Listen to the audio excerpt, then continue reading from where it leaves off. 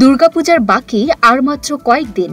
বছর ঘুরে শুরু হচ্ছে সনাতন ধর্মাবলম্বীদের প্রধান ধর্মীয় উৎসব শারদীয় দুর্গাপূজা। আর এই উৎসবকে কেন্দ্র করে কলাপাড়ায় পূজা মণ্ডপগুলোতে চলছে শেষ মুহূর্তের প্রস্তুতি।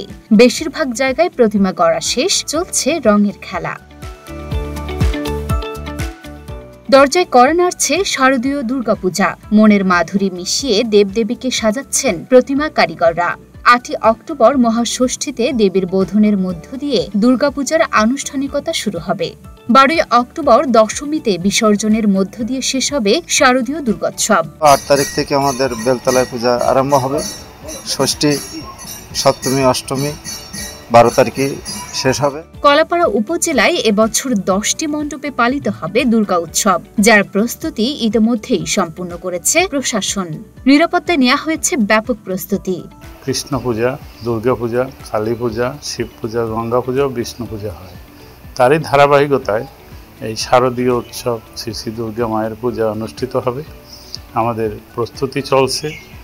আমাদের প্রতিমায় শেষ কাজটুকু রং দেওয়া শুরু হয়েছে। আমাদের মণ্ডপ তৈরিও শেষ পর্যায়ে, মণ্ডপের সাজসজ্জা। প্রতিমা শিল্পীরা জানান, এখন যে হিসাবে মালামালের দাম বাড়ছে, এই হিসাবে এখন পোষায় না। যে মাল আগে কিনতাম, এই একটা প্রতিমা আগে খরচ হইতে ৬০ থেকে ৬৫ হাজার, এখন কমপক্ষে ১ থেকে ১.৫ লাখ টাকা খরচ হয়। প্রশাসনের পক্ষ থেকে শতভাগ নিরাপত্তা ব্যবস্থা নিশ্চিত করা হয়েছে বলে জানান উপজেলা নির্বাহী অফিসার। এবার উপজেলায় মোট ১০টি মন্দিরে অনুষ্ঠিত হবে সনাতন ধর্মাবলম্বীদের সবচেয়ে বড় উৎসব।